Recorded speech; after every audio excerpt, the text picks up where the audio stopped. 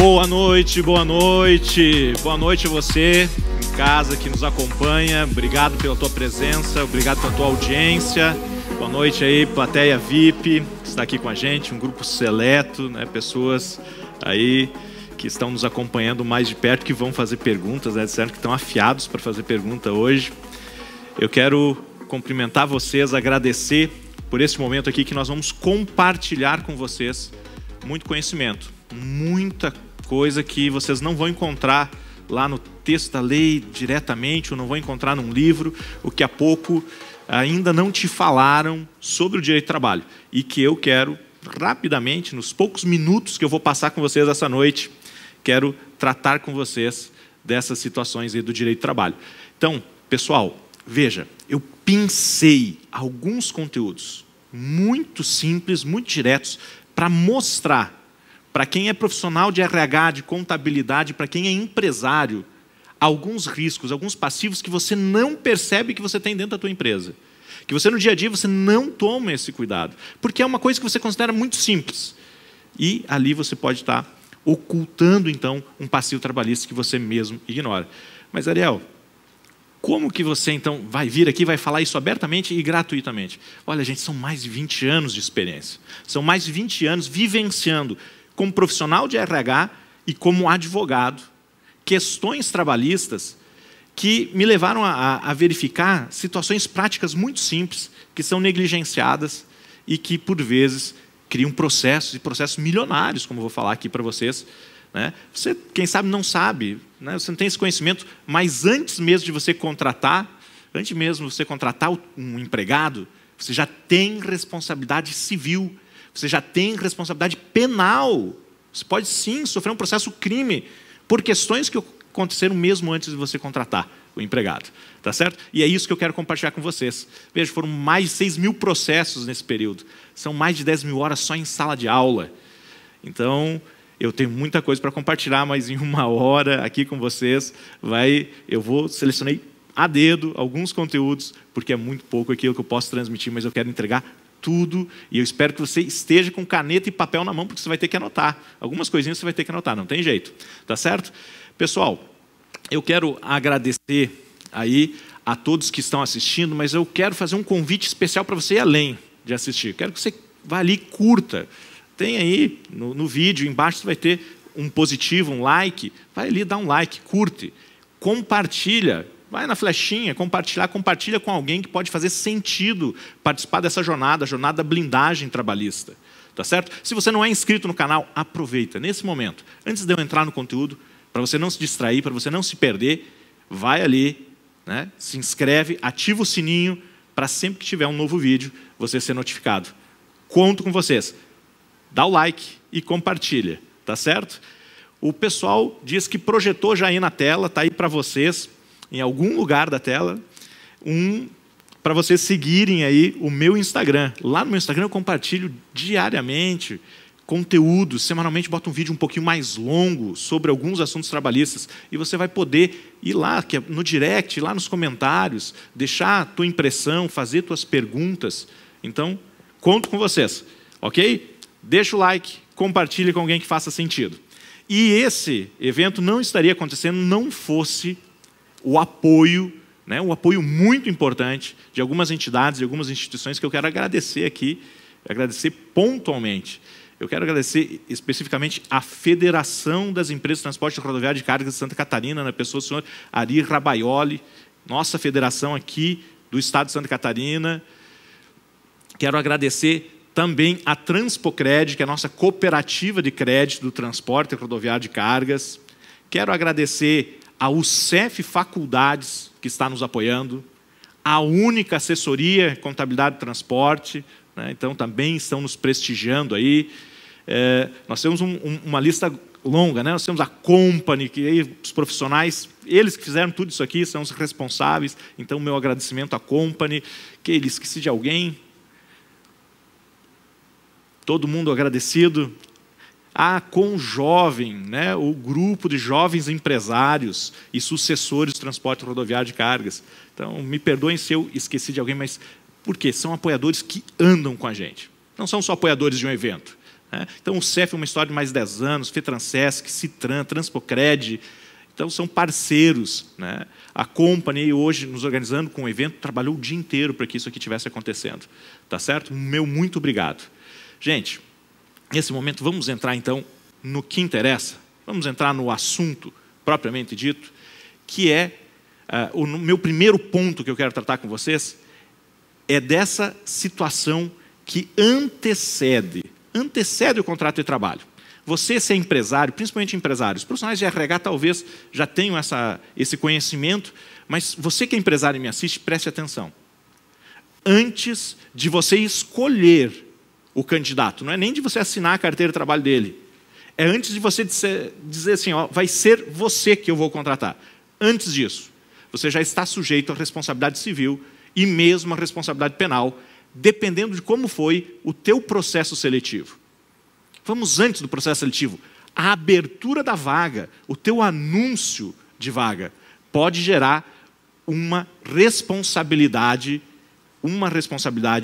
civil e uma responsabilidade penal. Então, gente, aonde que está a base para isso? E eu já vou comentar com vocês um caso de uma empresa que foi ao TST porque ela estava sendo condenada a R$1,5 milhão de indenização, mais multa de R$10 mil por anúncio de vaga. Tá certo? R$1,5 milhão de indenização, mais 10 mil por anúncio de vaga. Então, aonde que está a base legal para esse tipo de condenação? Poxa, a Justiça do Trabalho ela é abusiva ao reconhecer esse tipo de responsabilidade, ao imputar esse tipo de responsabilidade para a empresa, para o empregador?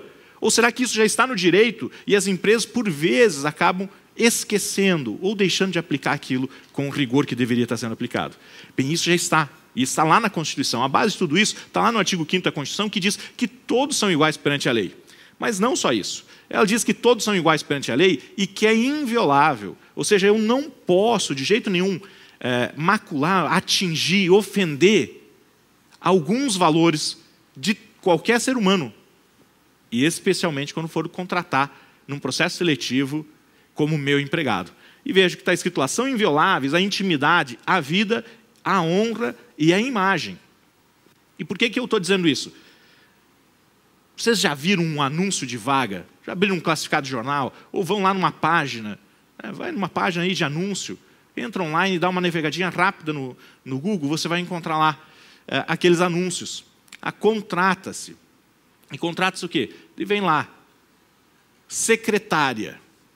Poxa, quando eu estou dizendo que eu estou contratando uma secretária, eu já estou deixando implícito uma ofensa a esse artigo constitucional. Está clara ali uma ofensa à Constituição. Mas como assim, Ariel? Poxa, se eu estou dizendo que eu estou contratando secretária, eu estou discriminando todos os homens. Nenhum homem vai poder se inscrever para essa vaga. E isso é ofensa ao sexo, à sexualidade. Ou quando eu vou lá e discrimino, então, e descrevo a vaga dizendo, olha, entre 25 a 45 anos. Eu estou discriminando pela idade. Percebam, eu vou lá e coloco uma situação, boa aparência. Eu coloco como requisito para a vaga boa aparência. Observe que eu, de novo, estou ofendendo a imagem. Eu não posso desenvolver anúncio de vaga dessa forma. E, gente, se não houvesse isso, o Ministério Público do Trabalho não estava promovendo dezenas de ações civis públicas na Justiça do Trabalho.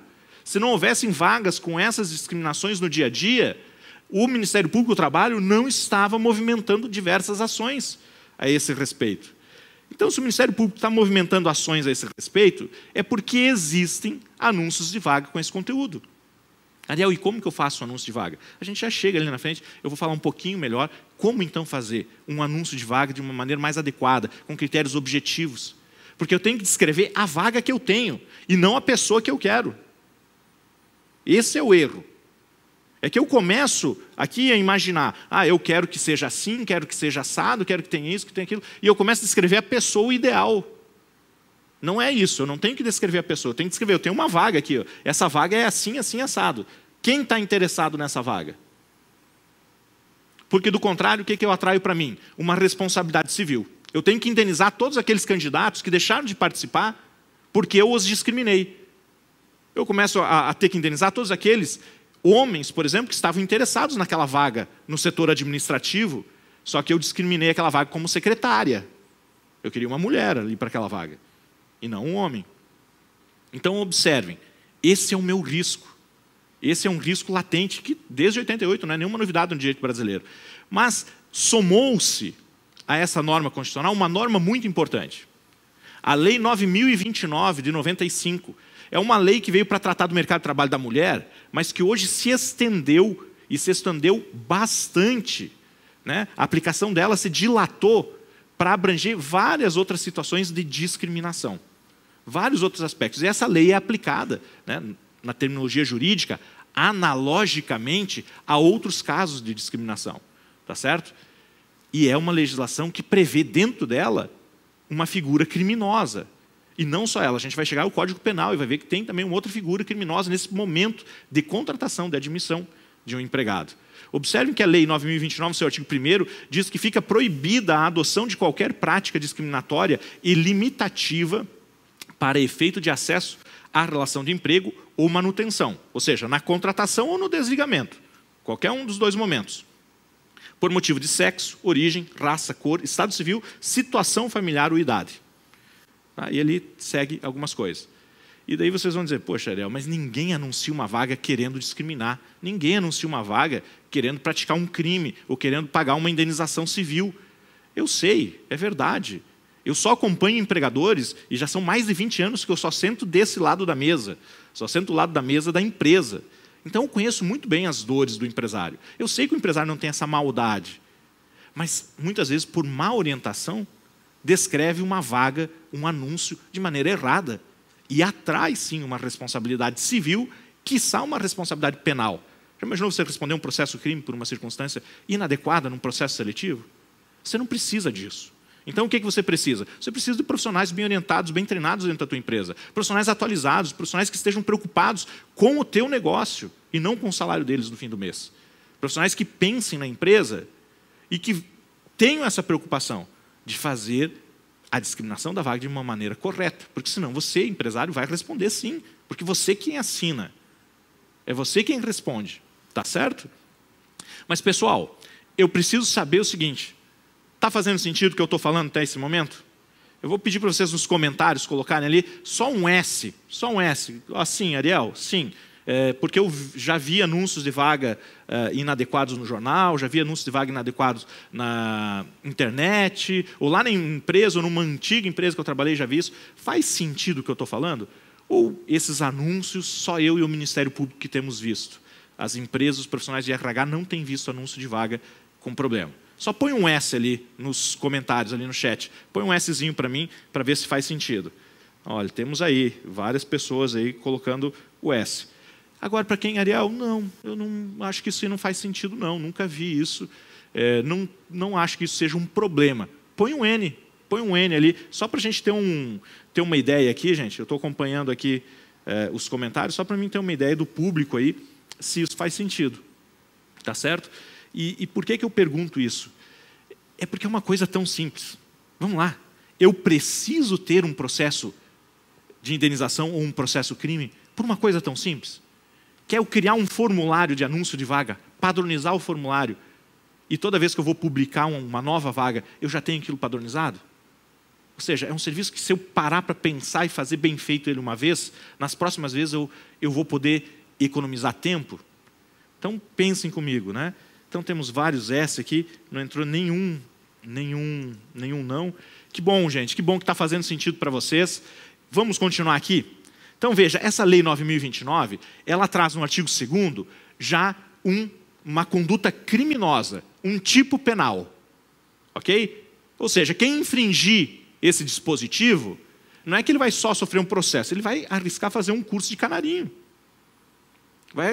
Sofre ali, tem a possibilidade de ficar lá guardado um tempo, tem que cumprir um período guardado. Quem é o empresário que ao anunciar uma vaga quer ter essa dor de cabeça? Mas aqui não é propriamente no anúncio.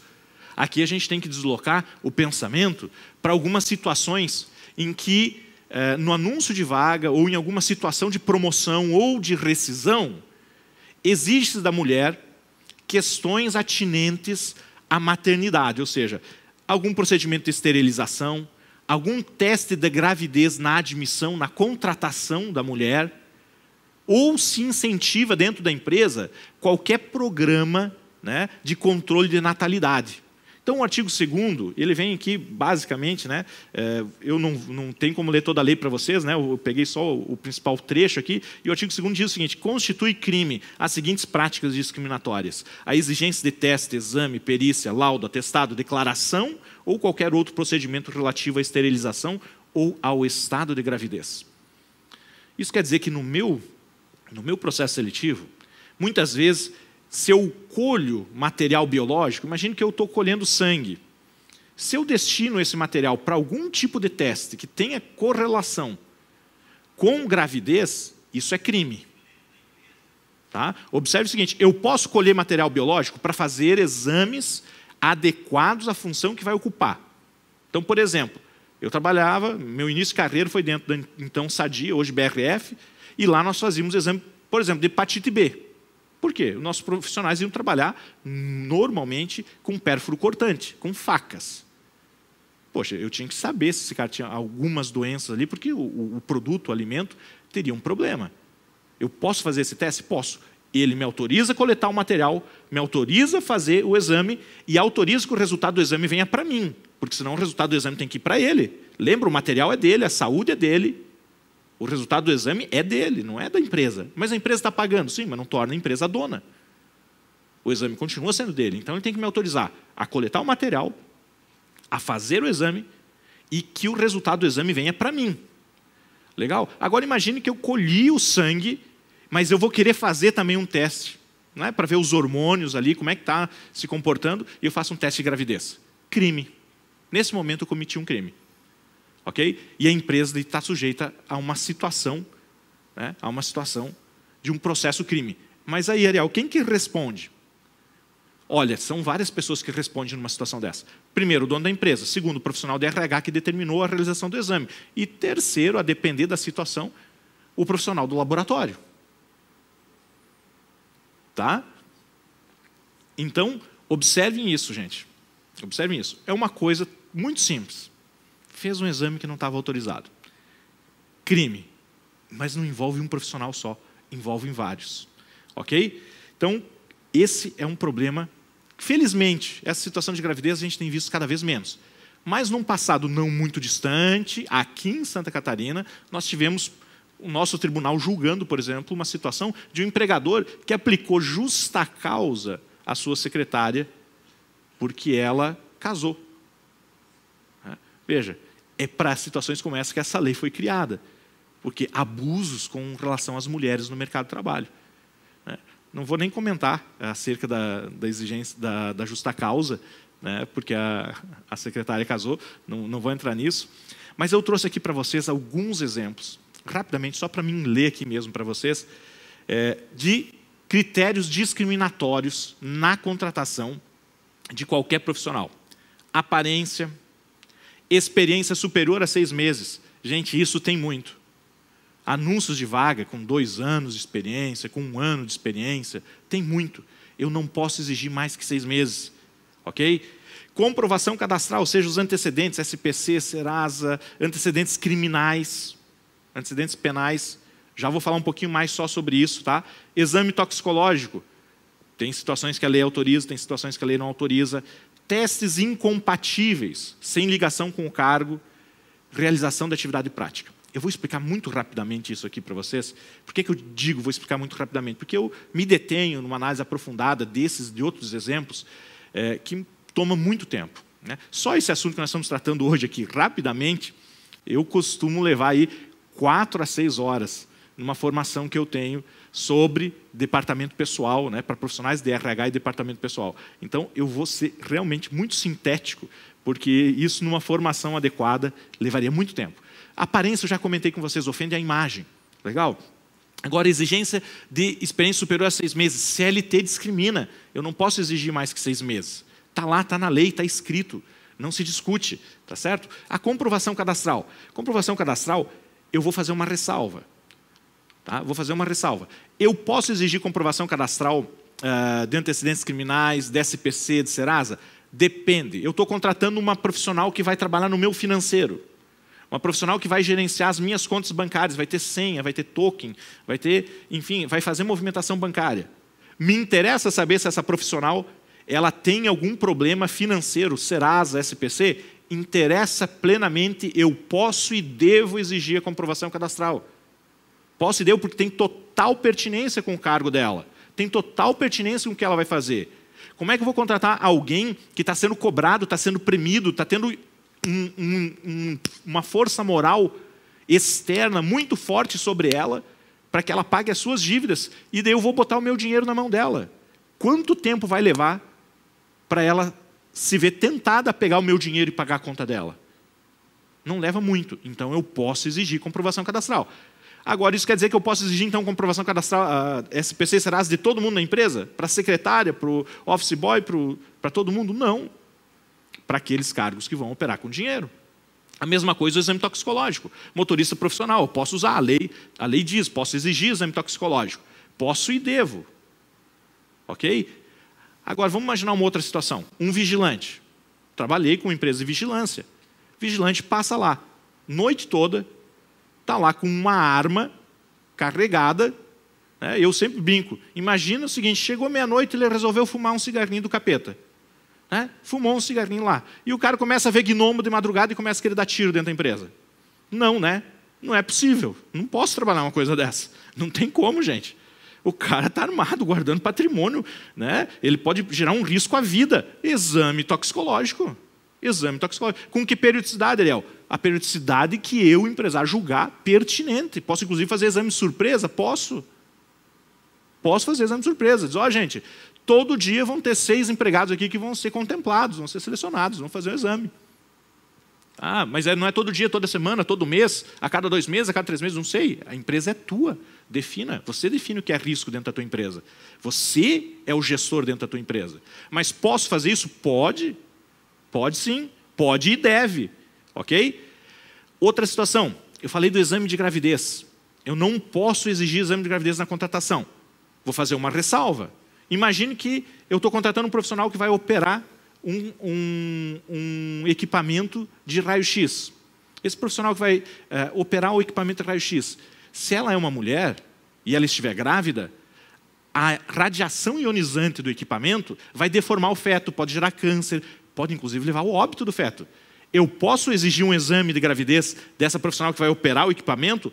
Com toda certeza. Eu devo exigir um exame de gravidez dela.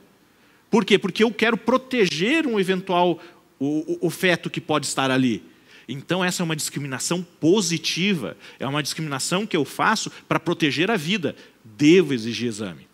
Então, vocês já estão percebendo que eu posso fazer exigências sempre que essas exigências tenham compatibilidade com o cargo, com a função e para proteger o próprio empregado.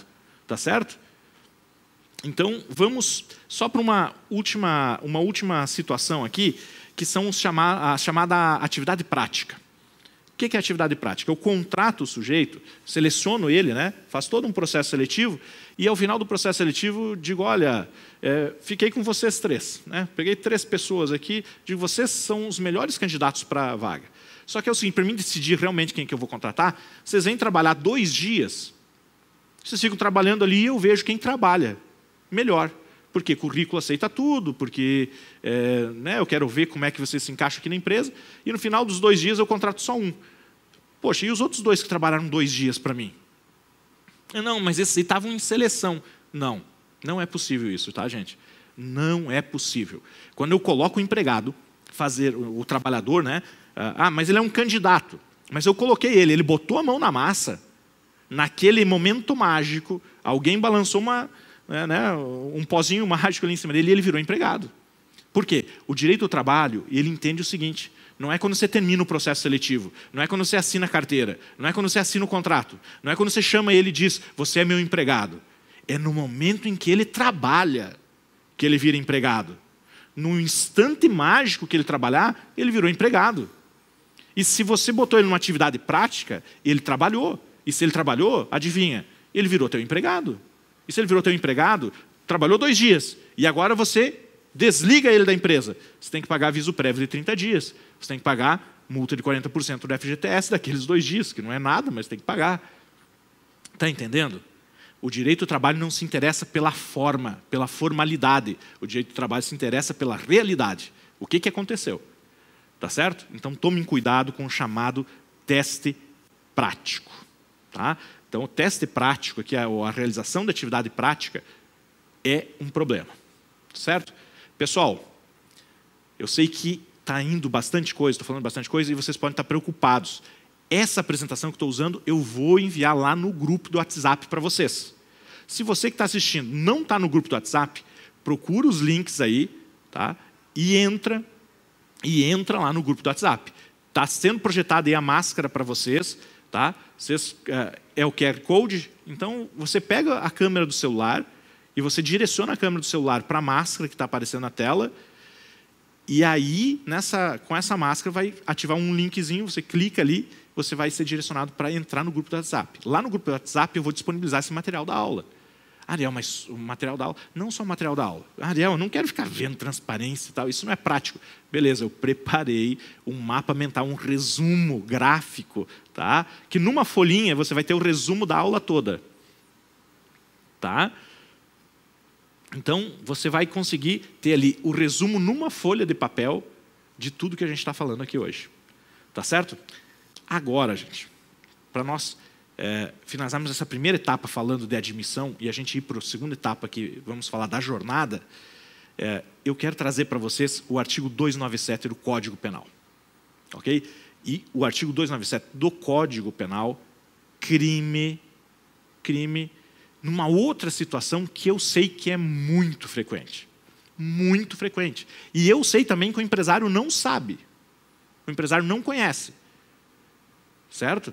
Então, fica atento. Olha o que diz o artigo 297 do Código Penal. Ele diz basicamente o seguinte: toda vez que você contrata um empregado e você paga salário por fora, mas é só R$100, Ariel.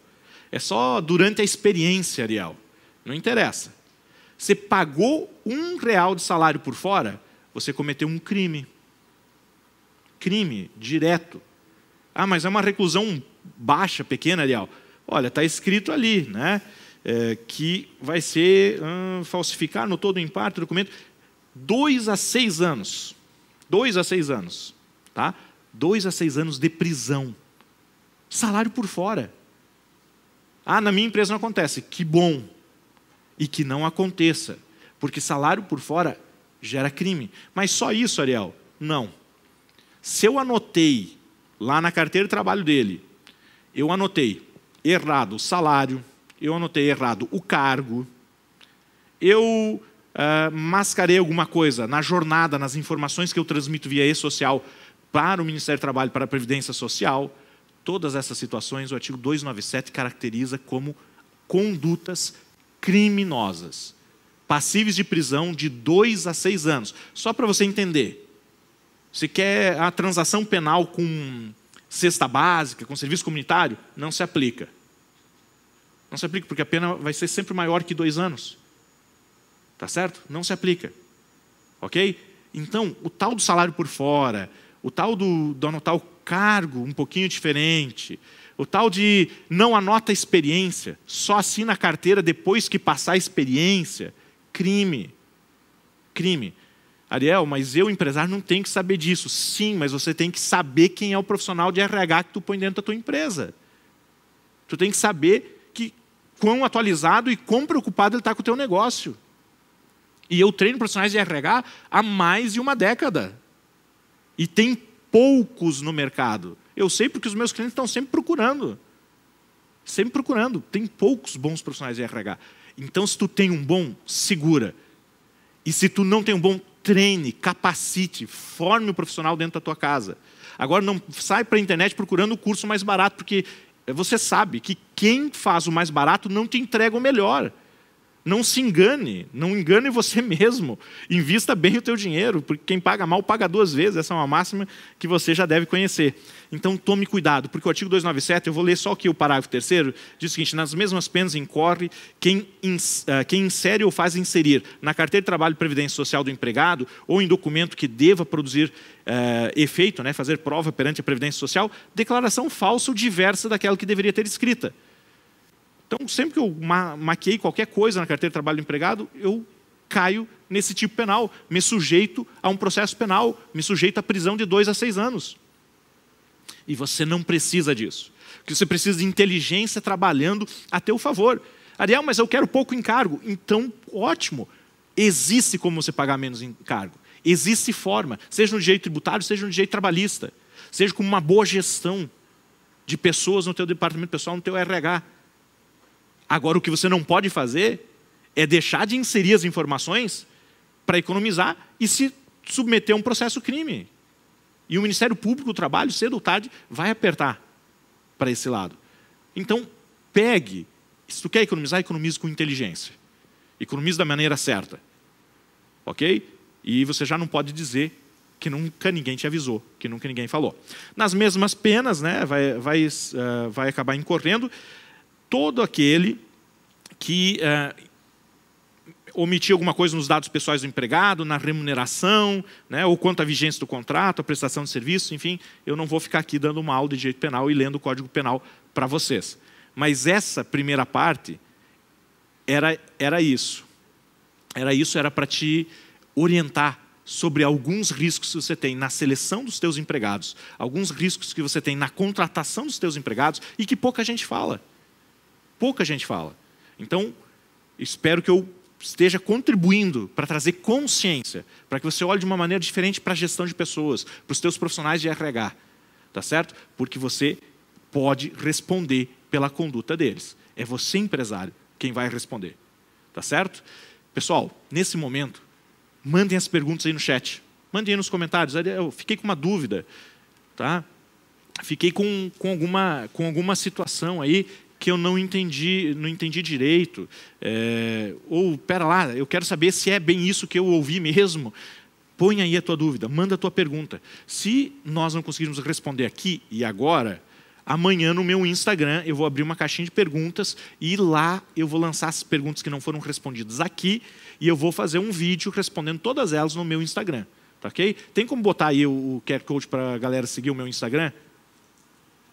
Já está sendo projetado na tela, então aproxima a câmera do celular, você vai ser direcionado já para seguir diretamente o meu perfil lá no Instagram. E as perguntas que eu não respondi aqui agora, amanhã eu respondo lá no meu Instagram. Legal? Veio uma pergunta aqui. Como consertar isso depois do crime cometido? Depois do crime cometido, eu recomendo, claro, né, que você não cometa nunca mais, que você pare por aí, que você regularize as situações, mas não sai regularizando. Né? O que eu vejo? Vou pegar um exemplo. Eu não sei se é isso que aconteceu. Mas imagine que você tenha salário por fora na tua empresa. Tá? Imagine que você tenha uma situação de salário por fora na tua empresa. Não chegue amanhã lá jogando o salário de todo mundo para dentro da carteira. Eu disse para você trabalhar com inteligência. Trabalhar com inteligência é você analisar a situação, o quadro atual que você tem, como transitar para o quadro ideal, ajustando tudo isso com o menor custo e gerando o menor passivo. Porque o que vai acontecer? Se de um mês para o outro, de uma forma mágica, todos os teus empregados passarem a ganhar mais, o Ministério do Trabalho e Emprego vai desconfiar. Tinha alguma coisa errada antes. Então, você tem que fazer isso de maneira inteligente, de maneira adequada. E existem formas, inclusive, para te gerar o quê? Economia de encargos trabalhistas, economia tributária para o empregado. Tá certo?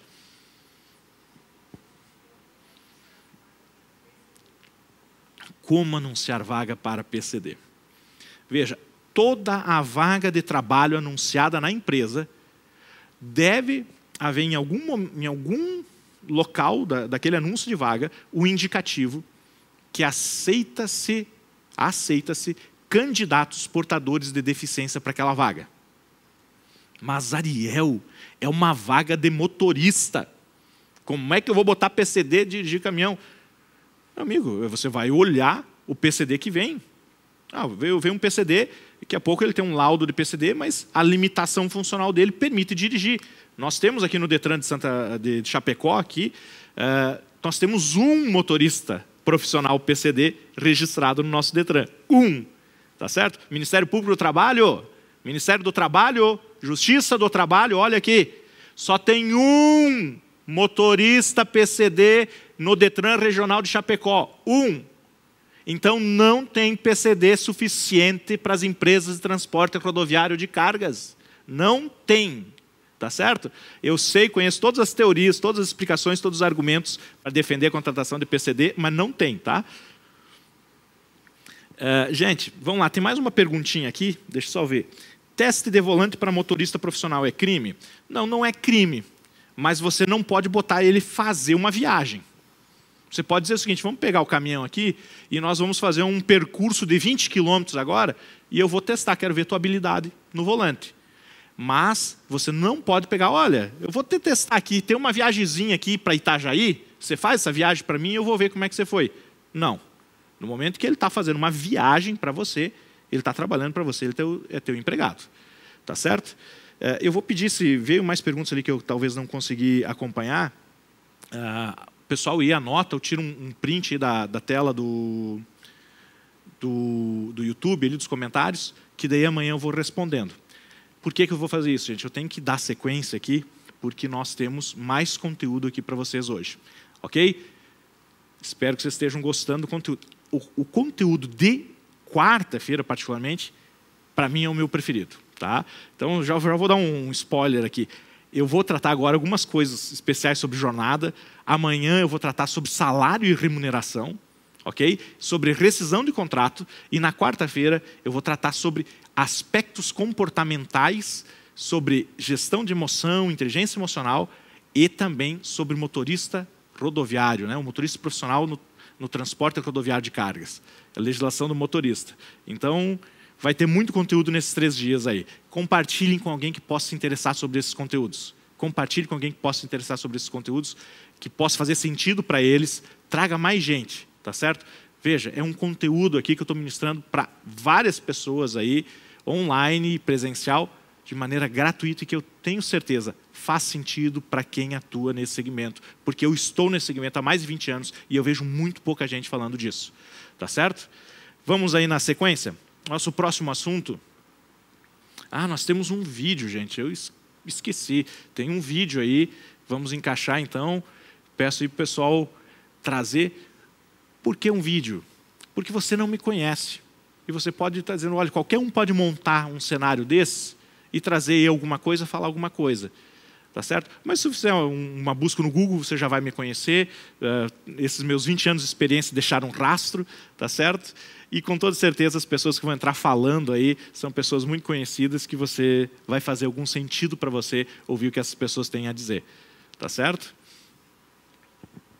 Olá pessoal, sou Leandro Sorgato, atuo no segmento de educação superior há mais de 20 anos, dirigindo a UCEF.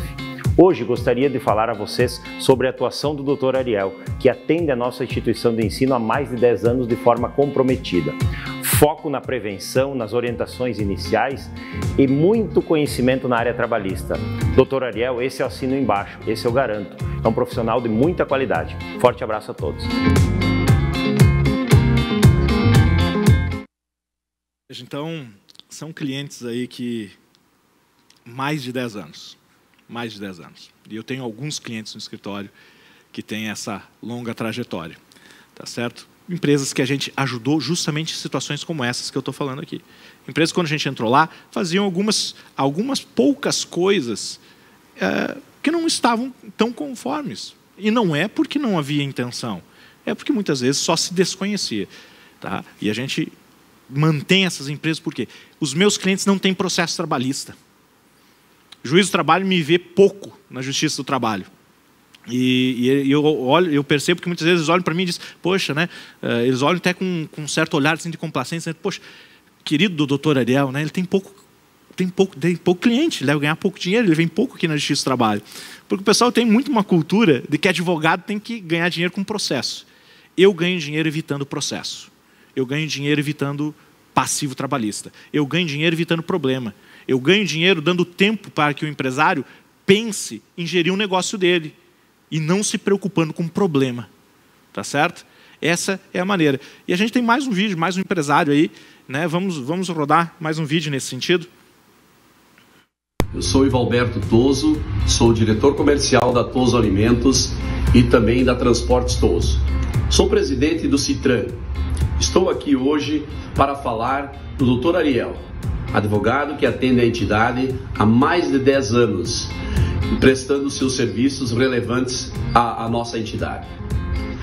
Acredito que o despertar para as questões jurídicas voltadas à prevenção agregam muito na questão empresarial, reduzindo processos e passivos para as empresas, gerando resultados sólidos a médio e longo prazo. Nesse campo da prevenção, o Dr. Ariel, sem dúvida, é um advogado calejado porque estuda muito a questão de prevenção. Então, acho que vocês estão bem servidos com o treinamento de hoje. Espero que vocês aproveitem muito e que tenham bastante resultado. Meu muito obrigado a todos e o meu abraço. Dois exemplos, né? Uma entidade, Citran, Sindicato das Empresas de Transportes, né? Rodoviária de Cargas e Logísticas aqui de Chapecó e região, e através do Citran também dentro do comitê jurídico da FETransesc, que é a federação, onde a gente já está aí há algum tempo também trabalhando, mas no Citran já há bem mais de 10 anos, acho que já vai para 15 anos atuando, na UCEF também aí já há 12 anos, alguns dos clientes que a gente tem conduzido nesse período, né, do que eu disse, mais de 20 anos de experiência. Mas bora falar de conteúdo, que é para isso que vocês estão aqui? Então vamos lá. Excluídos. Nossa, né, ainda em vermelho, assim, chegou a me dar um... Né, mas não é nada com apologia partidária. O excluído aqui é num outro sentido. Quais são, Ariel, aquelas situações que eu deixo de fora da jornada de trabalho? Quais são aquelas situações em que eu não contemplo como um trabalhador controlado? E daí você já deve estar respondendo, ah, não, Ariel, tem aquela situação assim do gerente, aquela situação do trabalho externo, você está lendo pela metade. Garanto que você está lendo pela metade. São poucos os profissionais que leem de maneira inteira isso. O artigo 62 da CLT é um artigo mal aplicado e é um artigo que gera muitas condenações na Justiça do Trabalho, não porque a Justiça do Trabalho é protecionista, mas porque as pessoas não entendem o que está escrito lá. Eu garanto isso para vocês. Tá certo? E mais que isso, vou tratar também de sobreaviso, vou tratar de prontidão e de tempo de espera. Ok? Mas vamos lá, vamos entender primeiro o artigo 62, porque o artigo 62 ele traz aquelas situações que estão fora, que eu não preciso controlar horário, eu não preciso, então, pagar hora extra, eu não preciso fiscalizar intervalo, eu não preciso pagar adicional noturno, eu não preciso controlar ou pagar DSR. É uma série de situações que o artigo 62 excepciona. Todo o capítulo 2 da CLT está excepcionado ali pelo artigo 62. Tá certo? Vamos entender ele bem? Agora, antes da gente entender ele bem, vamos entender um outro ponto. Quando que eu, empregador, preciso controlar o horário dos meus trabalhadores, dos meus empregados? Em que situações eu sou obrigado a fazer isso? Porque a lei não obriga todo empregador a fazer isso. Sempre que eu tenho mais que 20 empregados no estabelecimento. Sempre que eu tenho mais de 20 empregados no estabelecimento. Então, observe o seguinte. Vamos imaginar que eu tenho uma rede de farmácias. E nas minhas farmácias eu tenho em torno de 12 a 15 empregados por farmácia. Eu não preciso controlar o horário de nenhum deles. A lei não me obriga a controlar. Ariel, mas se eles ingressarem na justiça, eles têm que fazer prova do horário. Não sou eu que tenho que fazer prova do horário. Se eles estão dizendo que faziam horas extras, eles que provem. Eu não tenho que fazer prova dos horários que eles trabalharam. Porque a lei, o artigo 74, parágrafo 2º da CLT, diz que somente estabelecimentos com mais de 20 empregados. Mais de 20, 21. Até 20 não. Ok? Esse é o primeiro ponto. Segundo ponto. Eu tenho mais que 20, Ariel. Eu tenho mais de 20 empregados. Ótimo, então você tem que controlar o horário. Tem uma súmula do TST, está na próxima transparência, não vou nem me deter tanto nela, mas tem uma súmula do TST, salvo engano, a súmula 85, que ela vai dizer o seguinte, se você é obrigado, tem mais de 20 empregados, e você não apresentou o controle, vai presumir que é verdade o que o teu empregado disse, o que ele narrou lá no pedido dele. Ok? Mas você pode fazer prova testemunhal em contrário. Só que a prova testemunhal, desculpem a expressão, e não sei, de vez em quando sai uns palavrão também, mas a expressão aqui não é nem nesse sentido. A prova testemunhal é a prostituta das provas. Ok? A prova testemunhal é a prostituta das provas, porque ela serve para todo mundo. Todo mundo tem testemunha. Todo mundo tem. Então, você confiar na prova testemunhal é meio caminho para perder o processo. Certo? Porque a prova testemunhal o teu advogado não controla, você não controla, o juiz não controla, ninguém controla a prova testemunhal. Você não sabe o que sai de lá até terminar a prova. Legal? Feito esse considerando mais 20 empregados, que é quando eu me torno obrigado a controlar o horário, vamos para uma outra situação. Uma situação diferente. O artigo 62 pega aquelas empresas então, que tem um volume maior de empregados, que o empregador é obrigado a controlar o horário, porque ele que tem que fazer prova dos horários, caso seja chamado na Justiça do Trabalho, no Ministério do Trabalho ou pelo Ministério Público do Trabalho. Então, nessas situações, a CLT exclui 3 trabalhadores. Primeiro grupo de trabalhadores é o trabalhador externo. Mas observe o seguinte, não termina ali o texto. Tem uma vírgula, não é trabalhador externo não controla a jornada. Trabalhador externo que exerçam uma atividade incompatível com a fixação de horários. São 2 requisitos. O primeiro, ser externo, é fácil. O segundo requisito, atividade incompatível com a fixação de horários, é que é o problema. E é o que ninguém lê. Tá? Ou muitos poucos leem. O que é uma atividade incompatível com a fixação de horários? Daí o pessoal vem com um exemplo, aquele exemplo mais clássico. Vendedor externo, Ariel. Vendedor externo exerce uma atividade incompatível com a fixação de horários. Mentira. Nossa, Ariel, como que você diz isso? Você nem conhece a minha empresa, como é que você vai dizer que o meu vendedor não exerce uma atividade incompatível com a fixação de horários? É que eu conheço minimamente uma situação de vendas. Uma situação de vendas precisa de 2 pessoas, é uma negociação, ele vende para alguém. E eu duvido que esse alguém esteja lá disponível qualquer hora do dia. Eu duvido que se ele ligar às 2 da manhã, esse alguém vai estar disponível para comprar dele. Eu tenho certeza que o teu cliente tem um horário, tem uma janela de horários em que ele trabalha. Se o teu cliente tem uma janela de horários em que ele trabalha, você pode fixar o horário do teu vendedor. Você só não quer fazer isso. Porque especialmente antes da pandemia, que o teu vendedor tinha que ficar se deslocando de cidade a cidade, você não queria pagar o tempo de deslocamento.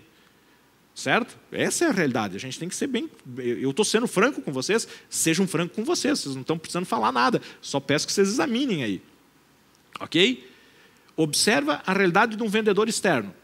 Você tem como controlar ele por sistema, por aplicativo no celular, por rastreador, seja por GPS ou rastreador satelital. Você consegue controlar a vida do teu vendedor? Tudo. Você sabe se ele almoçou, porque ele vai te trazer nota de reembolso dessa despesa. Você sabe que horário o teu cliente abre, que horário o teu cliente fecha. Então, tu sabe que se ele atendeu às 8 horas o teu cliente a 300 quilômetros da casa dele, ele teve que viajar por umas 5 horas, 4 a 5 horas para ele fazer esses 300 quilômetros. Então, você tem como fixar horário para o teu vendedor externo. Você só não quer fazer isso. E daí, quando você for processado na Justiça do Trabalho, há uma tendência muito grande, a menos que tu pegue um advogado muito habilidoso, ou tenha um advogado sem habilidade nenhuma do lado do empregado, ou você conturbe a prova, mas, de um modo geral, há um risco grande de você ser condenado a pagar horas extras para esse vendedor externo. Porque tem como você controlar o horário dele, você só não quer controlar o horário dele. Mas, Ariel, então, o que seria um serviço incompatível com a fixação de horários? Assistência técnica é um serviço incompatível com a fixação de horários. Como que eu posso dizer que assistência técnica é um serviço incompatível? Porque problema não escolhe hora para acontecer.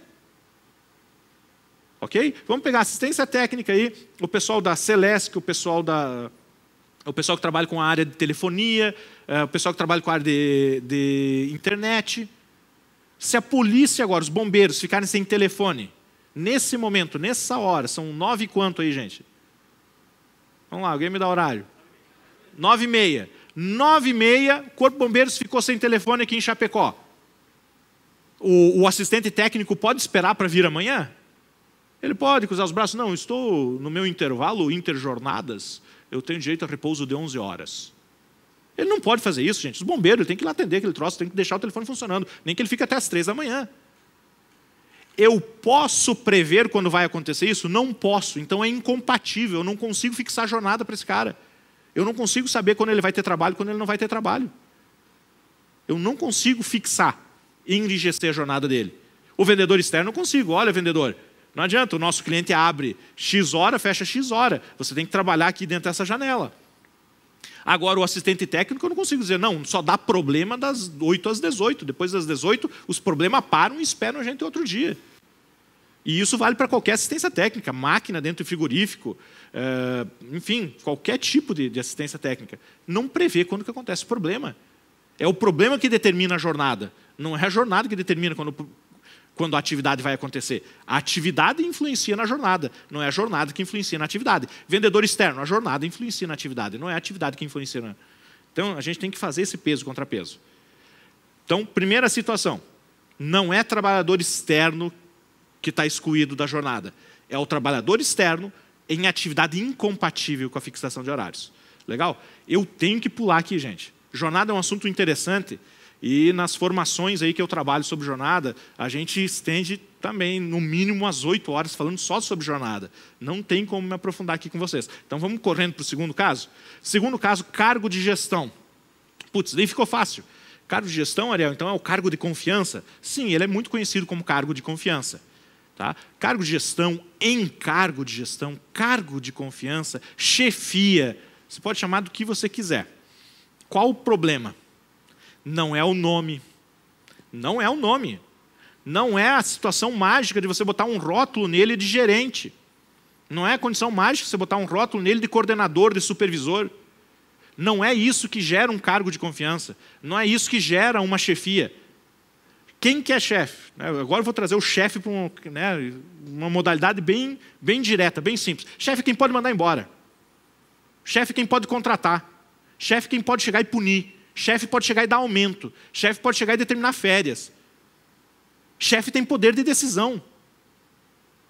Agora, eu tenho um gerente, mas o gerente não faz nada sem correr lá na mesinha do diretor e pegar a assinatura e ver se o diretor concorda, se é isso mesmo, se não sei o quê. Então ele não é gerente, ele é um coordenador. Quem toma a decisão está lá na outra cadeira.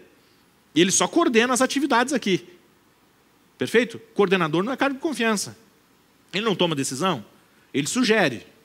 Mas quem toma decisão está na outra cadeira. Quem tem caneta na mão está na outra cadeira. Cargo de gestão decide 2 coisas dentro da empresa. Gestão de pessoas e gestão de dinheiro. O cara não pode comprometer recurso nenhum. Ele não pode dar aumento, ele não pode dar férias, ele não pode mandar embora. Ele não tem uma alçada para ele gerenciar dentro do setor dele. Ele não é cargo de confiança. Você não confia nele, cara. Você não dá dinheiro para ele gerenciar. Que cargo de confiança é esse? Que chefia é essa? Eu vi uma situação, o cara era gerente da central de cópias. Cargo de confiança, não tinha horário controlado. Quantos empregados ele tinha? Nenhum. Um monte de máquina de escanear e tirar cópia. Isso não é gerência, gente. Isso não é gerência. Ele tem que mandar em gente e ele tem que mandar em dinheiro. Se ele não está mandando essas 2 coisas, ele não é cargo de confiança, ele não é cargo de gestão. Se ele não é cargo de gestão, ele tem que ter horário controlado. Mas, Ariel, eu dei um nome para ele de superintendente regional. Com todo o respeito. Dobra o nome e guarda em algum lugar. Não resolve nada. Você tem que dar poderes para ele. Só poderes? Não. Cargo de gestão tem que ganhar no mínimo 40% a mais que o seu subordinado. 40% a mais. Ok? Ariel, mas não tem gratificação de função. Gratificação de função não é obrigatória, mas quando existir tem que ser 40% superior ao salário base e tem que ter uma distância salarial no mínimo 40% em relação aos subordinados. Isso é o que qualifica um cargo de confiança. Tá certo? Então a gente tem que tomar um cuidado com isso. Galera, pessoal de casa, vamos lá. Mandem aqui para mim, né? Estou acompanhando até os comentários de vocês. Manda aí, está fazendo sentido o que eu estou falando? Vocês veem situações que são mal aplicadas aí, a questão do trabalhador externo, a questão além do trabalhador externo ali, dos cargos de confiança. Vocês veem isso no dia a dia de vocês? Se você, lá na sua empresa você tem alguma situação dessas, que fez sentido o que eu falei aqui para você, manda um S ali também de sim. Manda um Szinho. Você é profissional de RH, de departamento pessoal, é contabilista, é advogado, já viu alguma situação dessa? Manda um Szinho ali no comentário de sim para mim, por favor, só para mim saber, né, ter um feedback aí, se está fazendo sentido o que eu estou falando para vocês. Tá? Eu sei que eu estou falando rápido, eu sei que eu estou voando em cima do conteúdo. Ariel, mas você não trouxe muito fundamento, você não trouxe uma jurisprudência, você não trouxe...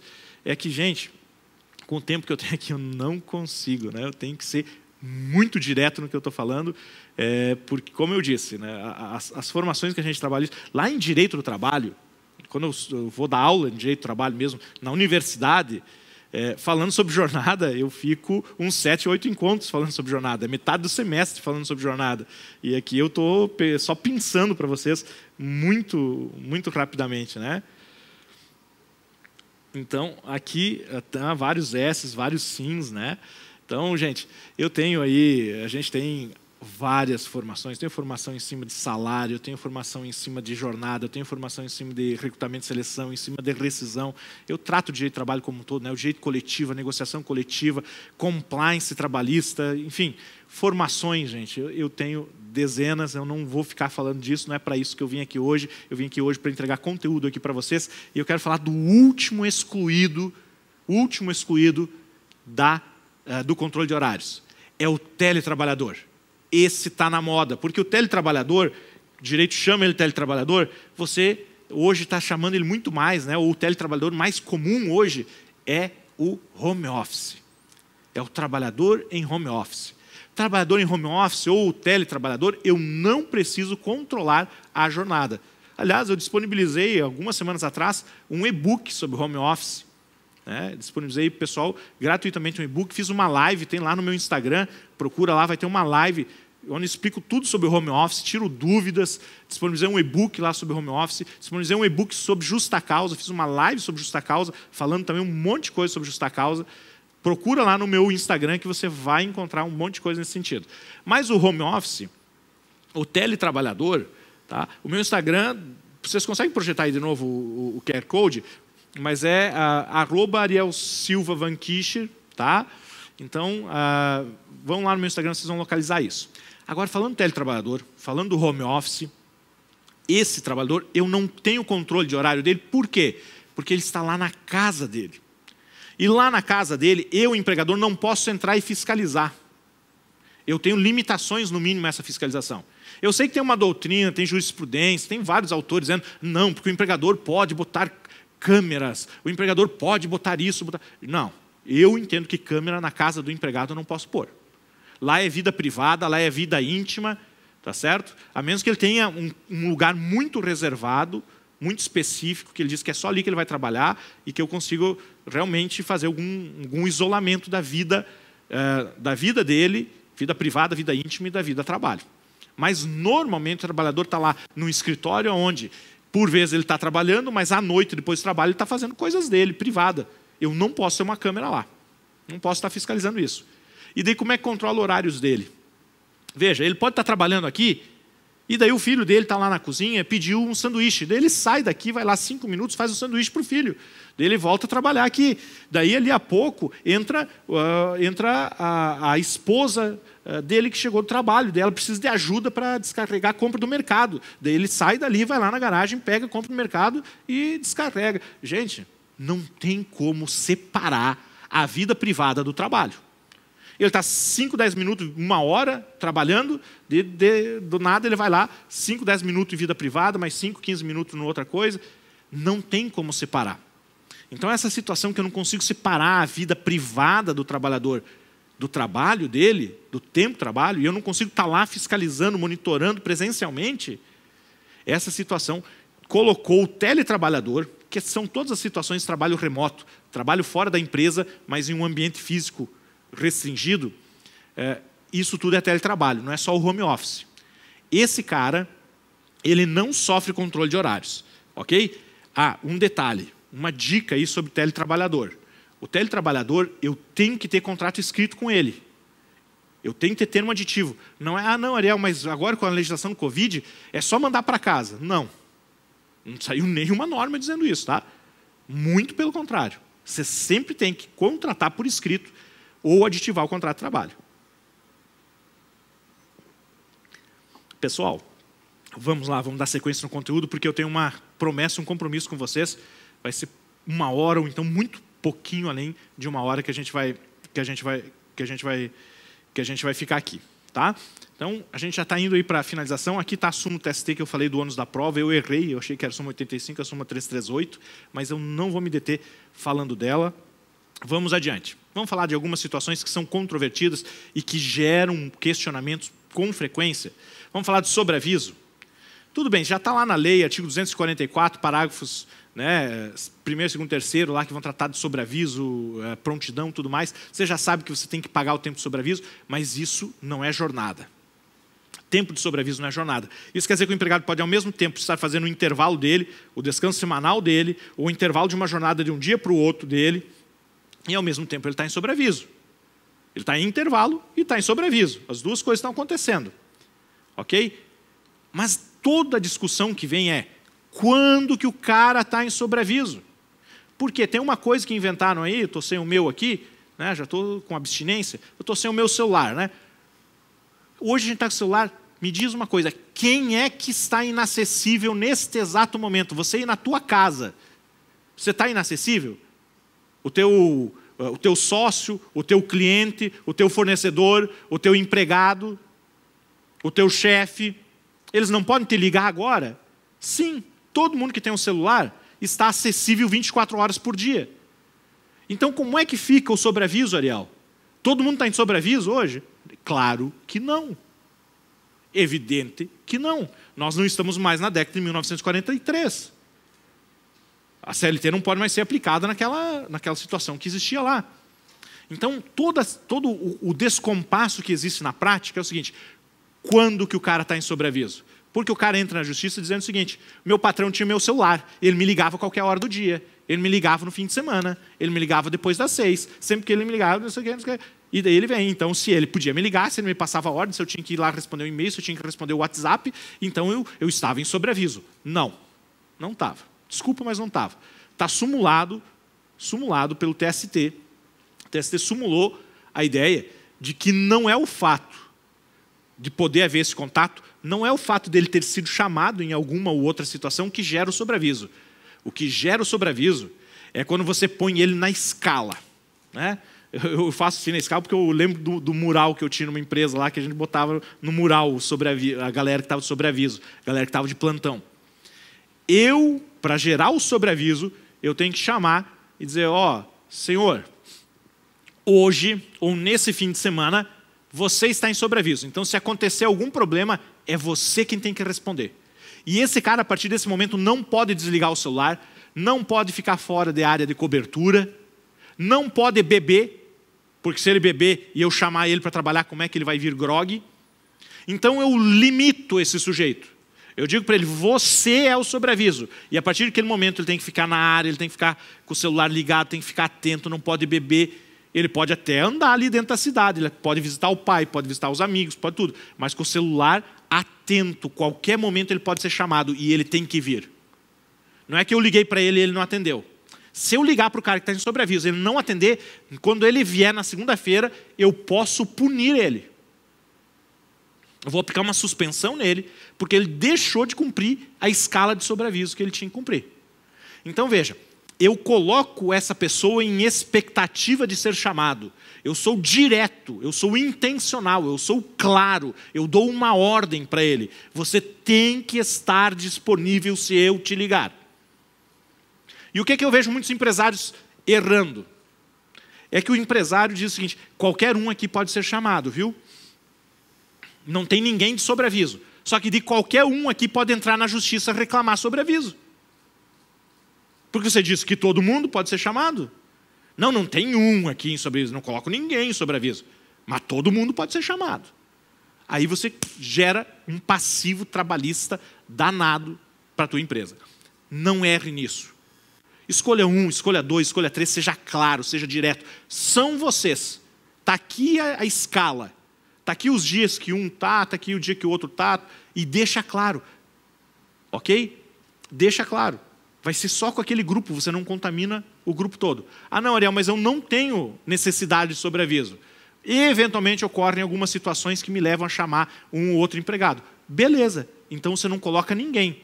E deixa claro isso também. Ó, gente, aqui não tem sobreaviso. Porque se eu ligar para você e você não atender, eu ligo para o outro, ligo para o outro, ligo para o outro e vou ligando até achar um. Beleza, acabou com o sobreaviso. Ok? Porque se ele tem a opção de não atender, de não responder, não é sobreaviso. Legal? Prontidão, gente. Prontidão, eu conheço poucas situações que tem a prontidão para o direito, é o que a gente chama realmente de plantão, que é aquele médico de plantão, é o que está dentro da empresa aguardando ser chamado. Eu não vejo situações da pessoa que vai lá, posa dentro da empresa aguardando ser chamado para o trabalho. Felizmente, né, eu acho que só os médicos ali que a gente encontra realmente essa situação. E nós temos uma última situação aqui, que é o tempo de espera. Para quem trabalha com transporte rodoviário de cargas, o tempo de espera gera muitas discussões, gera muitas indefinições. Ariel, quando que entra espera? É só depois da segunda hora? Ariel, mas e depois da segunda hora já não é mais intervalo? Eu não tenho só 2 horas então de espera e depois da segunda hora já vira intervalo? Ou posso ter espera mais de 2 horas? Não. Gente, na prática, o que eu recomendo? A lei ela gera algumas dúvidas sobre espera. Na prática, eu recomendo que você faça acordo coletivo ou que a convenção coletiva discrimine isso de maneira mais clara. Mas espera só acontece dentro do embarcador, onde eu estou carregando o veículo, dentro do destinatário, onde estou descarregando. Então, no meio da viagem, normalmente não tem espera, só se tiver aduana ou barreira fiscal. Ok? E a espera, eu indenizo esse tempo de espera. Eu não remunero. Então, é 30% do valor da hora e não tem nenhum encargo sobre isso. E eu já peguei folha de pagamento de transportador que estava apurando encargo sobre tempo de espera. Não tem encargo sobre tempo de espera. Tá certo? Não tem. Legal? Gente, como eu falei para vocês, é bastante conteúdo para mim nesse pouco tempo vencer. Eu vou já encaminhando aqui para finalizar, mas no finalzinho eu vou já puxar o primeiro assunto de amanhã, que é salário. Porque salário tem encargo, né? E esse é o ponto. Esse é um ponto que quem ouvir e pegar esse conceito com inteligência vai poder economizar encargo lá na sua empresa. Ok? Então, veja o seguinte. Como, Ariel, que eu faço com todas as situações de jornada que você tratou aqui até esse momento? Como é que eu faço para realmente ter isso bem gerenciado? Eu coloquei aqui para ti algumas coisas. Defina critério objetivo e transparente. Ah, vou botar em sobreaviso ou não vou botar em sobreaviso? Tenha claro para ti se tu precisa disso ou não. E tenha claro como quebrar o sobreaviso, como descaracterizar o sobreaviso. Tem forma de gestão para descaracterizar o sobreaviso. Eu disse aqui, assim como tem forma de gestão para caracterizar o sobreaviso. Deixe claro. Pare de falar em entrelinha. Dê comandos claros e específicos. Ok? Quem você puder controlar a jornada, controle. O que você não controla, você não gerencia. Peter Drucker diz isso. O que você não controla, você não gerencia. Se você não mede, não controla, não gerencia, você não tem resultado sobre isso, meu amigo. Tua empresa está sendo levada pela maré. Como o vento sopra, ela vai. Então, controle. Tudo que você puder controlar, controle. Né? Monitoramento. Ou seja, aquelas situações, trabalhos, né, que eu tenho trabalho externo, mas que é possível fixar. Possível fixar a jornada? Vou monitorar, vou rastrear esse cara. Vou criar mecanismos. Mas eu controlo, porque eu quero gerenciar. Ok? Mas vamos ser um pouquinho mais prático. Instrumentos para mim gerar segurança jurídica no controle de horários. Segurança jurídica no sobreaviso. Segurança jurídica na espera. Acordo. Convenção. Vá para a negociação coletiva, crie critérios próprios, específicos para a tua empresa. Quer um exemplo de critério? A nossa aula sobre legislação do motorista é só na quarta-feira, mas eu vou adiantar uma coisa para vocês. Vamos lá. Controle de jornada do motorista. Beleza, o artigo 611 diz que convenção coletiva pode criar critério de horários de trabalho para o motorista. Eu não posso dizer que jornada do motorista é só pneu girando, é só tempo de direção, e que todos os outros períodos eu discrimino, tiro fora da jornada? Posso ou não posso? Por que não posso? É um critério ou não é um critério? E se não é esse critério, qual outro critério que pode ser melhor? Porque o tempo à disposição do artigo 4º, ele já foi quebrado pela lei do motorista. Então, posso criar outros critérios por acordo com a convenção coletiva. Por que você não cria na tua empresa? Por que você não implanta? Por que você não estuda isso? Não se debruça sobre isso? Porque tu está há anos sofrendo com o controle de horário do teu motorista porque você não se aplica para resolver o problema. Se aplica, resolve o problema e vai para a negociação coletiva. Regulamento empresarial. As empresas não sabem criar regulamentos. As empresas vão lá e criam um regulamentozinho de férias, de EPI, coisa que a lei já diz. Cria regulamento para gerir problema, para resolver problema dentro da tua empresa. Usa os regulamentos empresariais para isso, para a tua gestão mais eficiente. Contrato de trabalho específico. Eu entro nas empresas e eu encontro a zeladora, a tiazinha da limpeza, com o mesmo contrato de trabalho do gerente. Cara, não tem cabimento isso. Cada cargo na tua empresa tem que ter um contrato, cada cargo tem uma responsabilidade, cada cargo tem um conjunto de funções, cada cargo tem um conjunto de atribuições, cada cargo tem um conjunto de obrigações, de exigências que você vai ter em relação a ele. Invista num trabalho competente para estruturar os contratos de trabalho na tua empresa.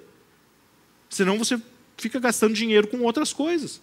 Você tem a sensação que está economizando dinheiro e tu está perdendo dinheiro. Ou está perdendo eficiência de gestão, pelo menos. Tá certo? Profissionais qualificados. Não interessa em qualquer função, qualifique os teus profissionais. Ariel, mas sai caro treinar, qualificar profissional. E você já levantou o custo de não qualificar? Você sabe quanto está te custando não treinar os teus empregados? Você sabe quanto está te custando mão de obra desqualificada dentro da tua empresa? O curso, você sabe certinho quanto vai custar, quando você vai comprar. Uma faculdade, uma pós-graduação, você sabe certinho. Se tu for pagar para o teu empregado, quanto que vai custar? E quanto está custando a ignorância, o despreparo dele? Porque a ignorância, o despreparo dele, quem paga é o empresário. Se você é gestor, você tem que pensar nisso. Você não é empresário, mas eu sou gestor. Então, quanto está custando a falta de investimento em treinamento na tua equipe? Você tem noção disso, de quanto você perde por não treinar? São perguntas que você tem que se fazer. Só um lembrete ali. Se você não curtiu ainda, vai lá e curte. Se você não compartilhou com ninguém, compartilhe. Diz, amanhã, cara, entra aí. Essa live falou um monte de coisa interessante. Hoje, amanhã, os caras vão vir com assuntos mais interessantes ainda. Amanhã é salário e rescisão. Convida a gente para vir amanhã com vocês aqui para atender, para assistir essa aula. Participem com a gente, me ajude a disseminar esse conteúdo, tá certo? E o que a gente vai começar tratando amanhã? Isso aqui, conceito jurídico de salário, artigo 457 da CLT. O que é salário, o que é remuneração, o que é verba não salarial e o que é verba indenizatória. O que eu posso pagar que não tem encargo? O que se eu pagar, eu gero um risco, um passivo dentro da minha empresa? Aonde que eu tenho segurança? Aonde que eu assumo riscos? Até onde eu posso ir? Quais os limites que eu tenho na gestão da minha folha de pagamento? Como economizar encargo e como evitar passivos trabalhistas? Então amanhã eu vou entrar tratando desse assunto aqui. Vai ser exatamente essa apresentação que a gente vai começar a aula de amanhã. Ok? Conceito jurídico de salário. E se você é bom, se você estiver preparado, se você anotar, se você entender o conceito, depois que você entender o conceito, para você aplicar na tua gestão, não vou dizer que é simples, né? É simples, mas não é fácil. É simples de fazer, sim, mas exige massa cinzenta, exige trabalho, né? O único lugar em que o sucesso vem antes do trabalho é no dicionário. Eu li essa frase hoje, né? É uma frase que eu já ouvi algumas vezes, mas hoje, particularmente, eu li essa frase. O único lugar em que o sucesso vem antes do trabalho é no dicionário. Então não adianta, eu posso te dar as ferramentas, eu posso te indicar caminhos, mas você vai ter que trabalhar. Você vai ter que fazer acontecer com essas ferramentas lá na tua empresa. Ok? O que eu posso te assegurar, o que eu vou te explicar aqui amanhã, você vai conseguir aplicar se você se debruçar em cima do assunto. Tá certo, pessoal? Agradeço muito a audiência de vocês até esse momento. Temos perguntas? Vamos lá, pessoal. Quem mandou pergunta? Aqui, ó, nós temos uma pergunta aqui. Mulher. Vamos lá. Então, nós temos aqui uma pergunta. Não, Miller, eu li mulher. Paga hora extra em cima da quantidade de tempo que o funcionário trabalhou de sobreaviso? Não.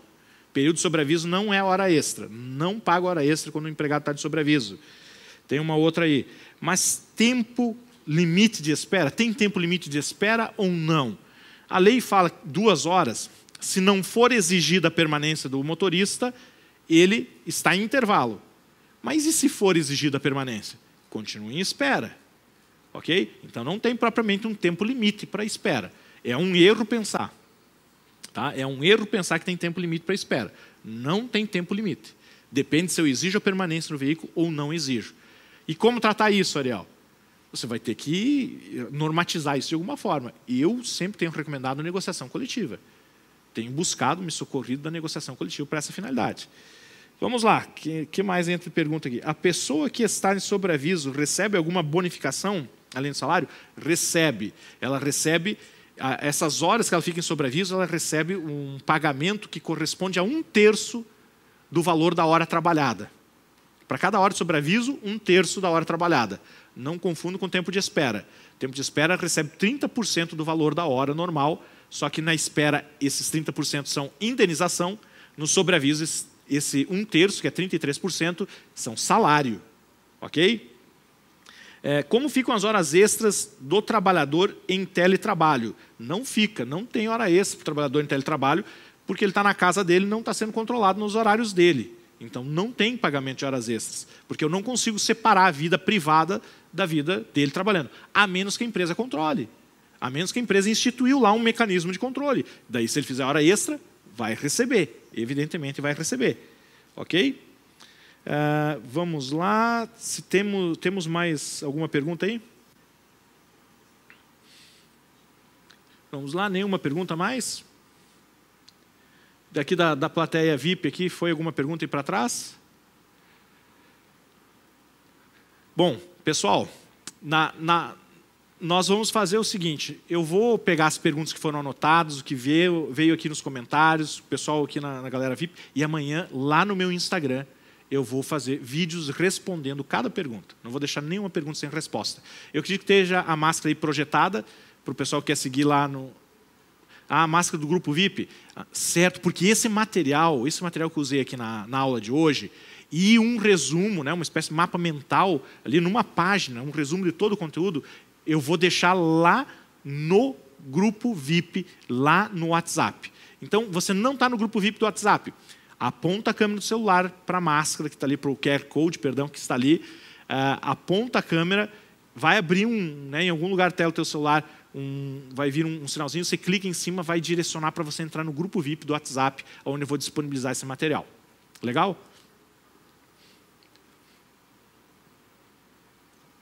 E no meu perfil de Instagram, tá? Que é @ArielSilvaVanquisher, tá? @ArielSilvaVanquisher, meu Instagram. A gente vai colocar uma foto lá agora, no final dessa aula, e quem for lá e comentar essa foto, quem fizer comentários, a gente vai, entre os comentários, selecionar os melhores comentários e a gente vai dar um presente. Até porque eu tenho hoje aqui, para receber um presente, a Daniela, que ela fez comentários numa live lá atrás, e ela foi a sorteada, né? Daniela Casagranda, né? Viu, Daniela? É para o pessoal de casa saber que eu dou os presentes, né? Senão o pessoal vai achar que eu não entrego os presentes. Então, entra lá, entra nos comentários, vai lá, comenta a foto que vai estar lá no meu Instagram. Tem o QR Code aí para vocês seguirem agora o meu Instagram. Entra, faz o comentário e a gente vai sortear aí. Amanhã a gente vai ver quem foi a pessoa selecionada que ganhou um presente, que acompanhou a gente até o final dessa aula. Tá certo? Obrigado, pessoal. Um abraço para vocês. Mais uma vez, eu quero agradecer vocês que nos acompanharam aí online nessa aula, vocês que acompanharam aqui presencialmente, nossos apoiadores, né? Então, o CEF Faculdades, FETRANSESC, Transpocred, Única, Company, o Hotel Lang, ok? A Conjovem, que tem nos acompanhado já há algum tempo. Agradeço todos vocês, tá bom? Um abraço, beijo no coração. Até amanhã, nossa próxima aula.